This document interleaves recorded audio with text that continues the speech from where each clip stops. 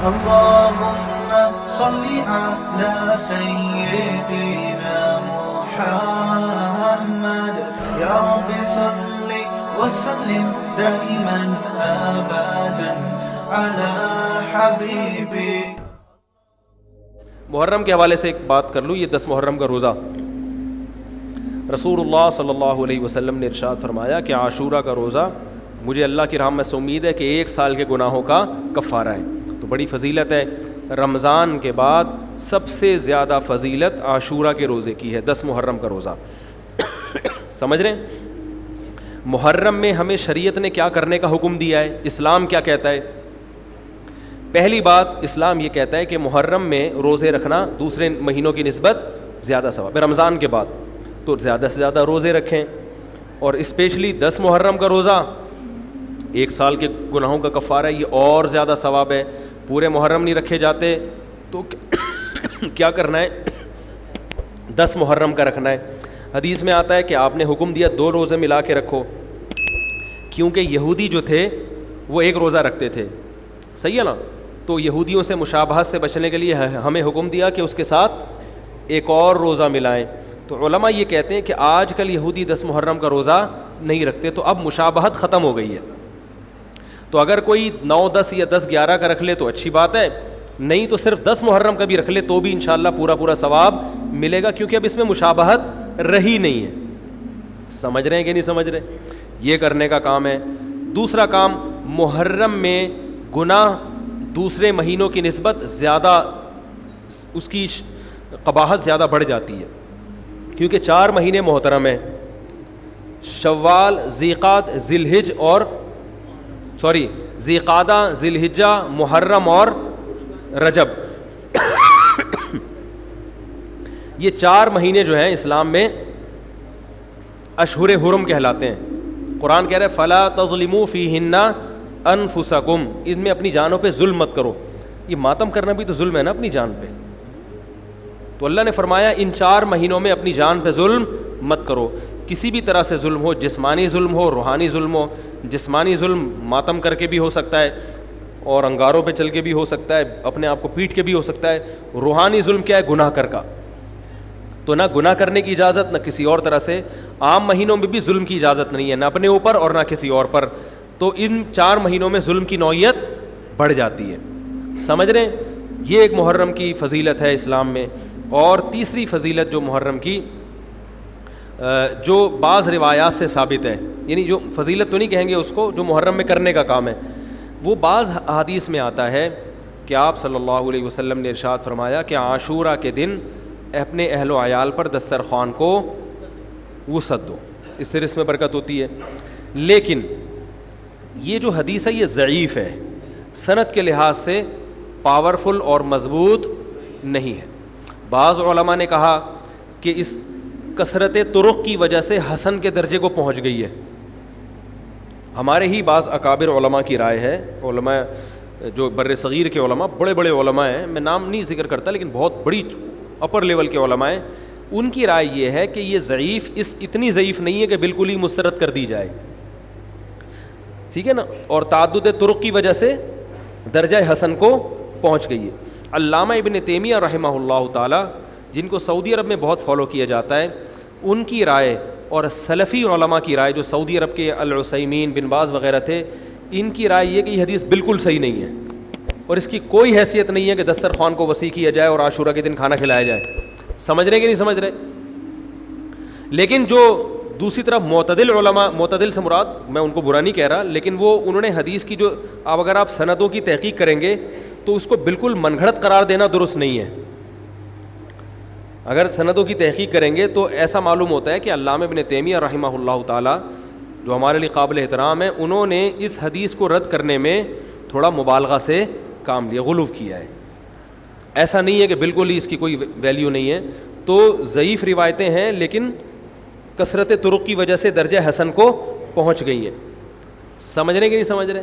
اس وجہ سے بعض علماء کی رائے, بلکہ جمہور کی رائے یہی ہے کہ محرم میں اگر کوئی اپنے بچوں کو جمع کر کے اچھا کھانا کھلا دیتا ہے 10 محرم کو, اور یہ حلیم شاید یہیں سے نکلا ہے, شاید یہیں سے نکلا ہے کہ یوں وہ اچھا کھانا ہو جائے گا, تو وہ کہتے ہیں کوئی حرج نہیں ہے. لیکن ایک بات جو دوسرے علماء کہتے ہیں, جو میری بھی سمجھ میں آتا ہے, بلکہ میں نے پہلے کہیں پڑھا تو نہیں, میرا دماغ اس طرف گیا, لیکن اس کی تائید میں علماء کے فتاویٰ مل گئے.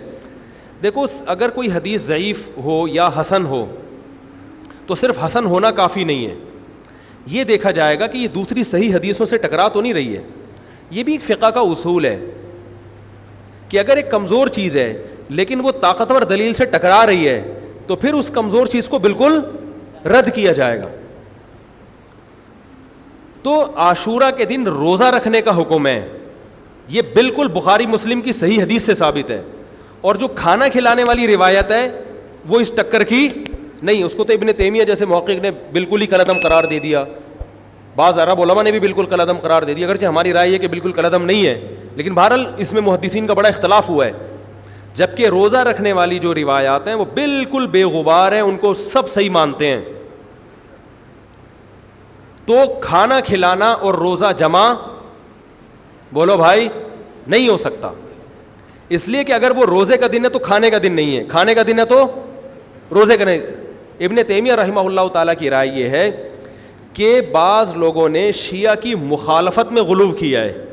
شیعہ نے اس دن کو چونکہ منحوس بنا دیا 10 محرم کو, تو انہوں نے مخالفت میں اس دن کو ایک سیلیبریٹ کرنے کے لیے نا کھانا کھلانے کا حکم دے دیا کہ ہم منحوس نہیں سمجھتے بلکہ اس کا کیا کریں گے اپوزٹ, کہ کھاؤ اور کھلاؤ.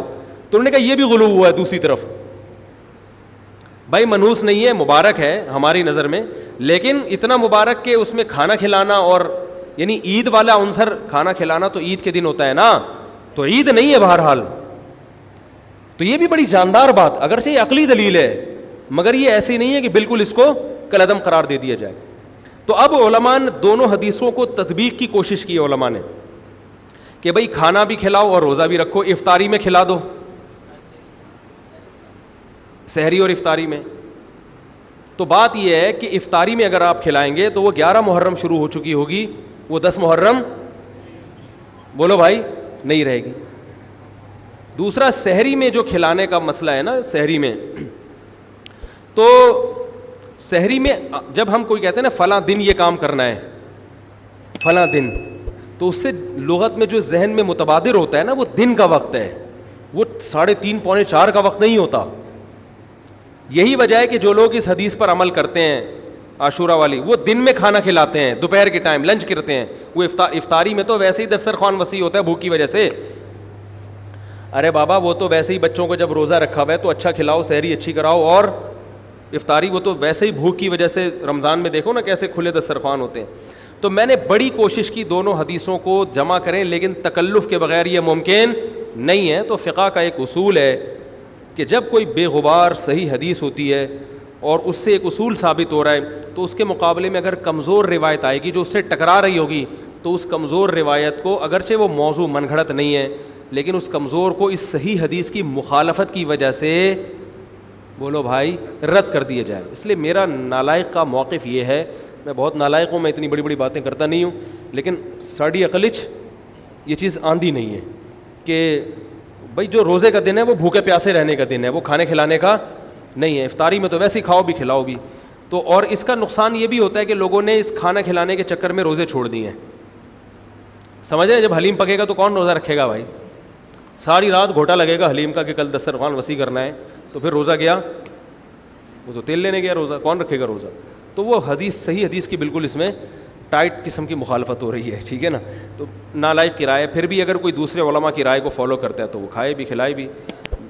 میں کہتا ہوں جو مضبوط چیز ہے اس کو لینا چاہیے, جو کمزور چیز ہے اس کو چھوڑ دینا چاہیے. ہمارے حضرت مفتی رشید احمد صاحب رحمہ اللہ ایک بات کہتے تھے کہ جہاں کھانا کھلانے کی حدیث آئے گی نا وہاں مسلمان اس کو لے ہی لے گا.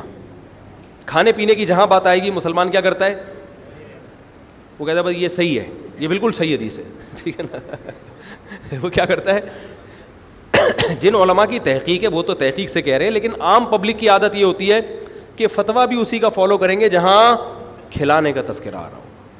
تو اب ہمارے کہتے ہیں جہاں کھانا کھلانے کی بات آئی مسلمان کہتا ہے بس یہ بالکل صحیح بخاری کی طرز پر, یہ بخاری کی شرط پر یہ حدیث. تو بھائی بھوکا رہنا عبادت ہے, بھوکا رہنا سنت ہے. بچوں کو تو ویسے ہی کھلاؤ عاشورہ ہو یا نہیں ہو, اور سحری افطاری کرا دو اچھی سی, روزہ رکھواؤ, اور جو بالکل چھوٹے بچے ہیں وہ تو ویسے ہی کھاتے رہیں. تو اس لیے, اور پھر اس کا نقصان کیا ہو رہا ہے, حلیم کے گھوٹے لگ رہے ہیں پوری رات بیٹھ کے, اس کے الگ نقصانات ہیں, سبیلیں لگ رہی ہیں. حضرت حسین رضی اللہ تعالیٰ عنہ تو کربلا میں شدید گرمی میں بھوکے اور پیاسے اپنی جان دیتے ہیں, اور یہاں ہم کیا کر رہے ہیں, کھانا کھا رہے ہیں, دیگیں پکا رہے ہیں, شربت پی رہے ہیں. تو یہ بات عقل میں آنے والی نہیں ہے. تو عاشورہ کے دن کی مناسبت سے روزہ ہی ہے, وہ روزہ رکھنے کا دن ہے. اللہ تعالیٰ عمل کی توفیق عطا فرمائے. وما علینا.